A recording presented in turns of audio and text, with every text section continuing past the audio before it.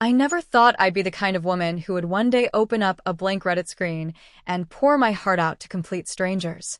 But here I am, writing about something that's been eating me alive for months.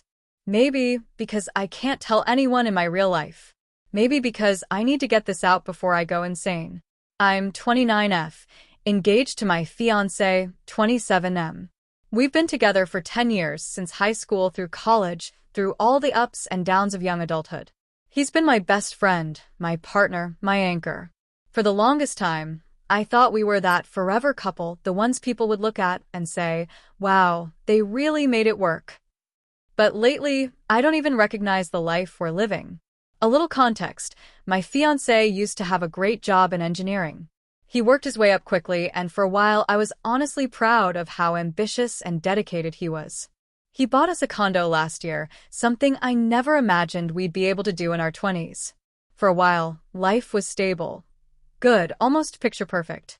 But then things changed. He lost his job over a year ago. At first, I thought, okay, setbacks happen. He'll bounce back. He's smart, capable, and experienced. I was supportive, of course. I picked up side gigs. I did what I could to keep us afloat while he focused on finding the right job. I told myself it was just a matter of time before something came through. But it's been 15 months now. 15 long months of applications, interviews that go nowhere, and rejection emails. I wish I could say he's been hustling hard every single day, but that wouldn't be the truth. At first, yes, he was motivated. He'd spend hours updating his resume, scrolling through job boards, sending out applications. But after a few months, his energy fizzled. Now, most days, I come home to find him still in pajamas, glued to TikTok or video games. He'll swear he applied to a few jobs that morning, but it's never more than a handful. Meanwhile, I'm carrying the weight of our lives. I work part-time in research and tutoring just to cover our bills. It's not nearly enough for two people, but somehow we manage. I've also been paying his student loans and his car payments. It feels like I'm drowning, and every time I ask him to help pick up the slack, do more around the house, cook, clean, he either gets defensive or sulks like a child. And here's the part I'm ashamed to admit.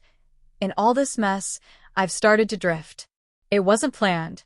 I didn't wake up one morning and say, I'm going to betray the man I love. But slowly, as the months dragged on, resentment began creeping in. I started seeing him less as my partner and more as another responsibility. The attraction faded. The admiration I once had for him turned into something darker, heavier. I tried to hold on, I really did. I told myself, this is temporary. He'll find his footing again. But somewhere along the way, I started feeling invisible, unloved, unwanted. That's when I met someone. He's a colleague from the tutoring center where I work. We'll call him Ryan 32M. He's not conventionally handsome, but he has this charm, this quiet confidence that makes people gravitate toward him. At first, he was just a friend, someone I could vent to about the stress of juggling work and bills, and a partner who seemed checked out. He listened, really listened. He'd ask how I was holding up, not just about my fiancé. It felt intoxicating to be seen again. One night, after a particularly rough fight with my fiancé about money, Ryan offered to grab a drink after work. I knew I shouldn't go. I knew I was playing with fire, but I went anyway. And one drink turned into three, and one laugh turned into his hand brushing mine, and before I knew it, we were kissing in the parking lot like reckless teenagers. That was the beginning. Since then, Ryan and I have been involved. It's not just physical, though that's part of it. It's emotional. He makes me feel alive again, like I'm more than just a paycheck and a caretaker. He compliments me, tells me I'm beautiful, makes me feel desired in a way my fiancé hasn't in years. And yet, every time I'm with Ryan, guilt eats me alive. I look at my fiancé, the man who's been with me since high school, who held my hand through my worst depressive episodes, who believed in me when no one else did, and I feel sick. I tell myself, if he gets back on his feet, if he finds a job and starts being the man I fell in love with again, I'll end things with Ryan. But what if that never happens? What if this, the version of him that lies on the couch all day while I scramble to keep us afloat, is who he really is now? I've thought about breaking off the engagement. We're supposed to get married at the end of this year, But the idea of walking down the aisle, knowing the truth, knowing the resentment festering inside me, feels impossible. And yet, the thought of throwing away 10 years of my life with him feels even worse. I keep going back and forth in my head. Am I being unfair? Losing patience too quickly? Is this just a bad season that we'll look back on one day and laugh about? Or is this the beginning of the end, the part where love just isn't enough anymore? I don't have answers. All I know is that I'm living a double life. I'm engaged to a man who doesn't know I've been unfaithful. I'm in love with someone who isn't mine to love.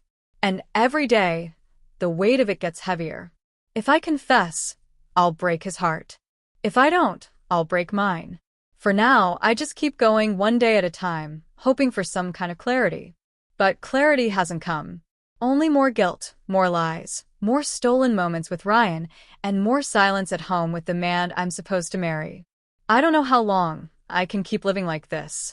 I left off where I admitted I've been living a double life, engaged to the man I've loved for 10 years, but secretly involved with someone else. Writing it down last time was supposed to feel like a release, like I'd be able to breathe easier after confessing anonymously. But instead, it's made the weight heavier. Because now, when I look at my fiancé, I see him not just as the man who has been struggling for months. I see him as the man I'm lying to every single day. And he's starting to notice. At first, he didn't question much. He's been so consumed with his own job search, his own insecurities, that I think he didn't even see me slipping away. But lately, he's been asking small questions. Where I've been, why I was home later than usual, who I've been texting. Nothing too accusatory, but his eyes linger longer when I answer. His tone carries an edge I haven't heard before. And it terrifies me. The truth is, I don't even know how to explain my behavior anymore. Ryan, the man I'm seeing on the side, has become such a regular part of my life that I've slipped into dangerous patterns. Quick coffee breaks that turn into an hour. A tutoring shift that ran late but was really me in Ryan's car. A weekend pet-sitting gig that conveniently gave me an excuse to be out of the house longer. I've gotten sloppy and I know it. The other night, I came home from Ryan's place and immediately jumped in the shower. I thought I was being cautious, but when I got out, my fiancé was sitting on the edge of the bed, staring at the floor. He didn't say anything, but the silence was deafening. It felt like he knew something. I asked if everything was okay, and he just said, "Yeah, I'm fine. Just tired." But the look in his eyes stayed with me long after he turned off the light. I'm living in constant fear of being caught. And yet, I still go back to Ryan. Because as much as the guilt eats at me, there's something about the way Ryan looks at me that I can't give up. He makes me feel like I matter, like I'm not invisible. He listens to me when I rant about bills or about how lonely I feel at home. He touches me like I'm the most important thing in his world. With him, I feel wanted. But then I come home and see my fiancé, my sweet, broken, struggling fiancé, and I feel like a monster. He's trying, I can see that. I catch him at the table scrolling through LinkedIn, drafting cover letters, sending out applications. I know rejection emails have been brutal on him. Sometimes he'll show me a posting and say, "This one looks promising," and I'll force a smile, but deep down, I'm already doubting he'll get it. The worst part is that my resentment hasn't gone away. Every time I walk through the door and see him still in the same clothes he wore when I left, every time I realize I'm the one keeping us afloat financially, every time I compare the man he is now to the man he used to be, I feel the bitterness spread a little deeper. It's like a poison I can't shake. And in those moments, Ryan feels like the antidote. But Ryan isn't perfect either. He's divorced, he has his own baggage, and sometimes I wonder if he sees me as more than just a temporary distraction. He tells me he cares, that he wants to see where things go, but I don't know if that's real or just what he thinks I need to hear. I've caught him pulling back when the conversation drifts toward the future. And that's what terrifies me most. What if I destroy my engagement, my 10-year relationship, for a man who never intended to truly be with me? I try to imagine telling my fiancé the truth, sitting him down, looking into his eyes, and admitting I've betrayed him in the worst way. I can't. The words don't even form in my mind without me breaking into a cold sweat. But I also can't picture standing at the altar, looking into his eyes and promising forever while hiding the secret.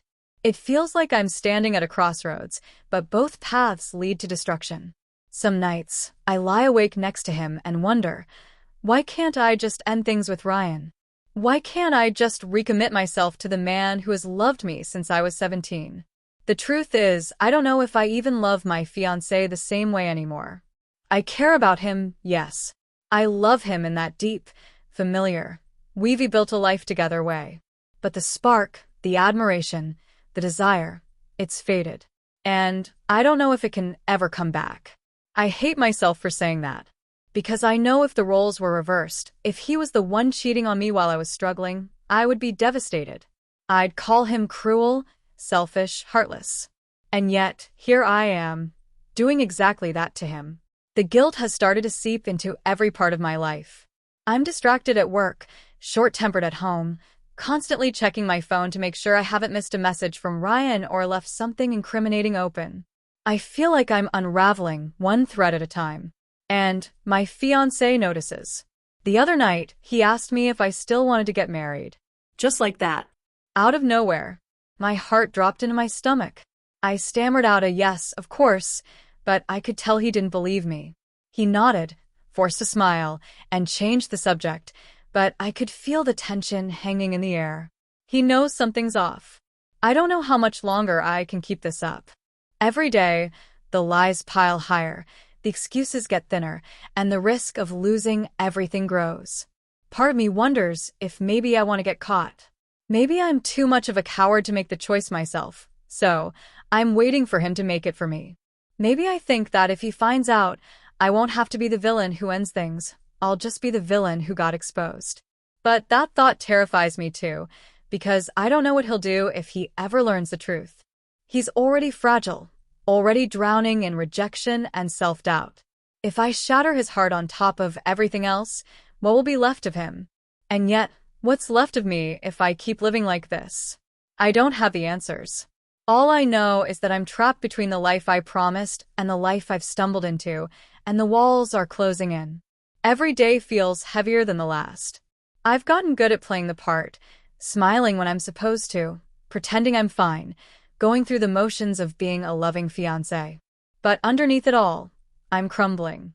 The lies are stacking up, so high that I don't even remember what's real anymore. And my fiancé, he's not blind. Lately, his questions have grown sharper. He asks where I'm going with this careful, casual tone that's anything but casual. He CHCKs the time when I come home late. He glances at my phone a second too long when I set it down. He doesn't accuse me directly, but I can feel the suspicion simmering beneath the surface. It's only a matter of time before everything comes out. The thing is, I don't even know what I'd say if he confronted me. What's my excuse? That I was lonely? That I felt invisible? That while he was drowning in unemployment and self-doubt, I ran to someone else for validation? None of those things justify what I've done. They're just flimsy excuses that make me look like the selfish person I'm terrified of admitting I am. And yet, I can't stop.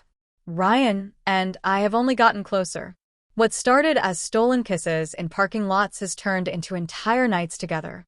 I tell my fiancé I'm pet-sitting or working a late tutoring shift, and instead I'm curled up in Ryan's bed, listening to him whisper that I deserve better, that I deserve to feel wanted. Part of me knows Ryan is saying what he thinks I want to hear. He's not promising me a future, not really.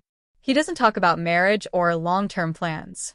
Sometimes I wonder if I'm just filling a void in his life too, if we're both just using each other to escape our realities. But when he touches me, when he looks at me, when he makes me laugh, I don't care. For those moments, the guilt fades and I feel like myself again. But the guilt always comes back. It crashes over me like a tidal wave when I come home and see my fiancé waiting. His face lights up when I walk through the door, and that light feels like a knife to my chest because he has no idea. He still loves me with the same intensity he always has, even as he struggles. He tries so hard to make me feel loved, even when he barely has the energy to love himself. And I'm betraying him in the worst way. Last week, something happened that shook me more than I want to admit. I left my phone on the kitchen counter while I showered. Normally, I'm careful, I delete messages, I keep notifications hidden, but I must have slipped up. When I came out, my fiancé was standing there, phone in his hand, looking like he'd just been punched in the gut. "Who's Ryan?" he asked. My heart stopped. For a split second, I thought it was over, that he had seen everything, that the truth had exploded in both our faces. But then I realized he had only seen the name on a notification, not the actual messages. I scrambled for a lie. I told him Ryan was just a coworker, that he'd sent me something about the tutoring schedule. My fiancé stared at me for what felt like forever, and then slowly set the phone down. "Okay," he said, voice quiet. But his eyes told a different story.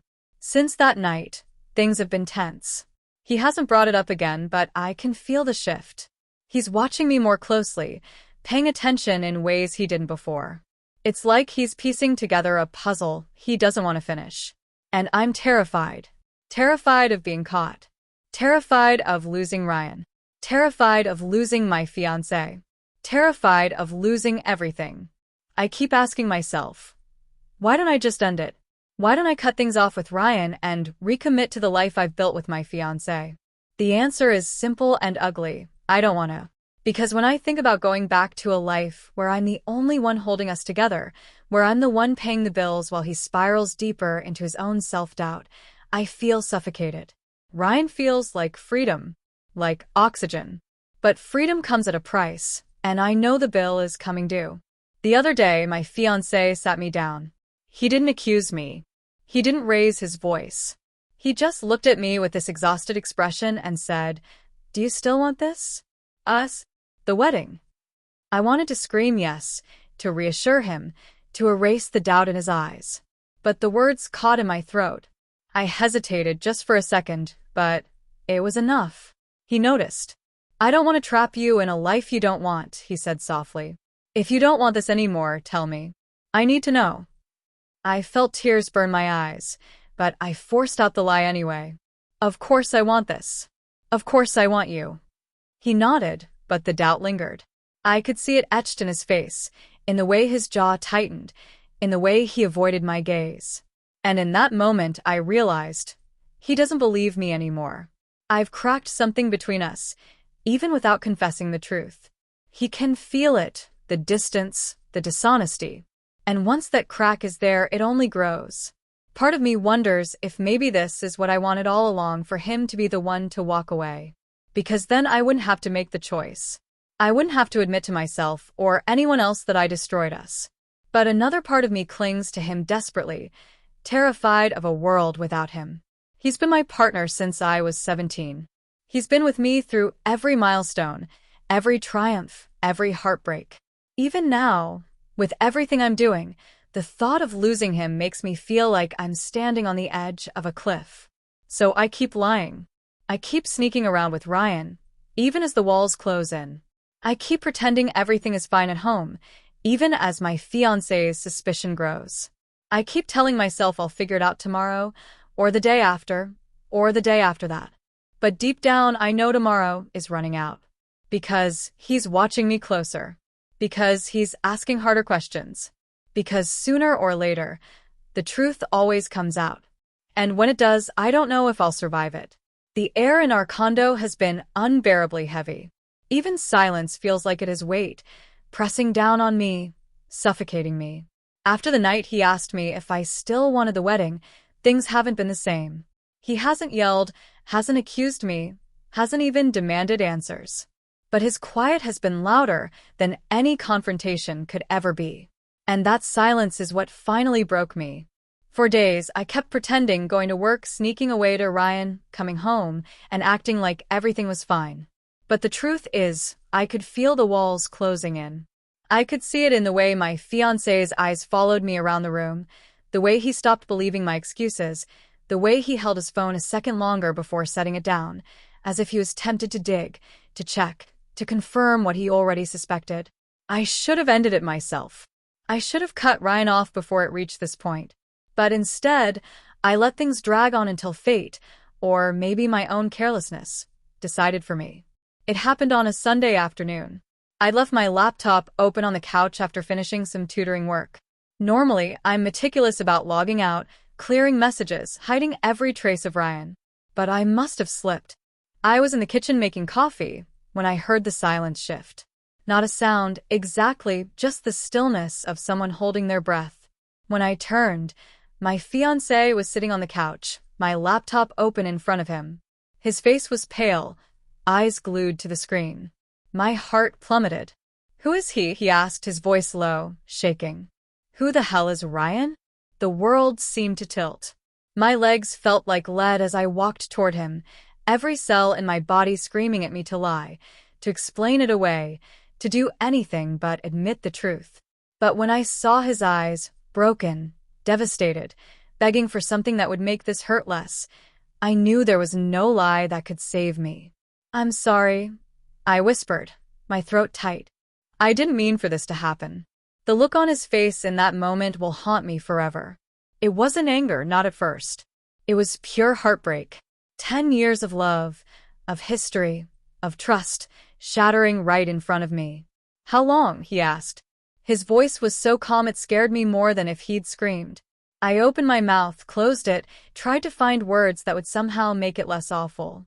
"A few months," I finally choked out. He laughed, this hollow, broken sound that made my stomach twist. "A few months. While I've been here, fighting every single day to feel like I'm worth something, you've been out there what? With him?" Tears blurred my vision. I didn't plan it. I was lonely. I felt invisible. Don't, he cut me off, his voice sharp now. "Don't you dare make this about what you were missing.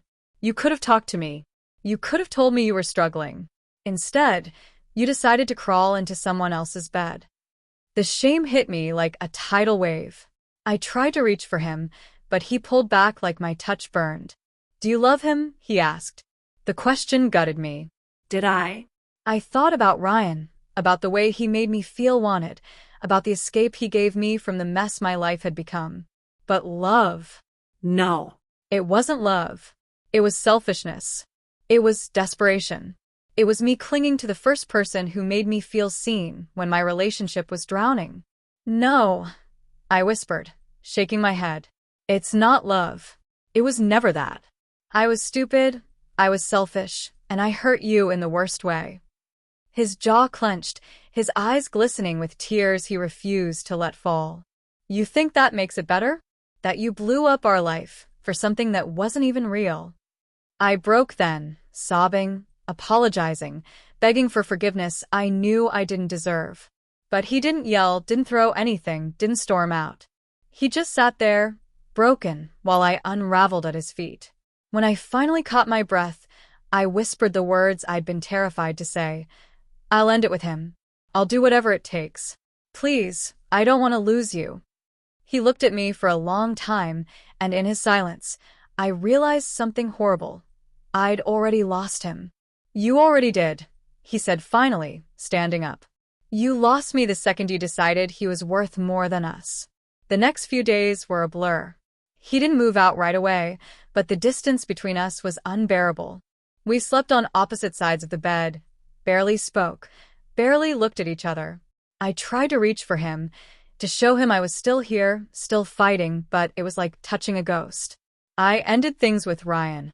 I told him it was over, that I'd ruined everything, that I needed to try to salvage what was left of my life. He didn't fight me. He didn't beg. He just nodded, almost relieved, like he'd known this day would come. That hurt almost as much as losing my fiancé, realizing Ryan never saw me as forever, only as temporary comfort. Now, weeks later, I sit here in the condo alone, writing this because I don't know how else to process it. My fiancé moved out yesterday. He packed a bag, said he needed space, and walked out without looking back. He didn't say if he'd be back, didn't say if the wedding was officially off, didn't say anything except, "Take care of yourself." And that's when it hit me. This is the consequence. This is what betrayal looks like when the dust settles. I don't know if he'll ever forgive me. I don't know if he'll come back. I don't know if the life we built for 10 years can survive the wreckage of my choices. All I know is that I'm the villain in this story. I'm the one who let resentment fester, who chose selfishness over honesty, who broke the heart of the only man who ever truly loved me. And the worst part? If he had just yelled, if he had called me names, if he had thrown me out, I could have hated him back, used that anger to shield myself from the guilt. But instead, he left with quiet dignity, and now all that's left is the echo of what I destroyed. I thought cheating would make me feel alive. Instead, it's left me hollow. I don't know what comes next. Maybe he'll move on, find someone who loves him the way he deserves. Maybe I'll spend the rest of my life wishing I had been that person. All I know is that I traded loyalty for a moment of escape, and in doing so, I lost the only thing that ever truly mattered. And that's a regret I'll carry with me forever.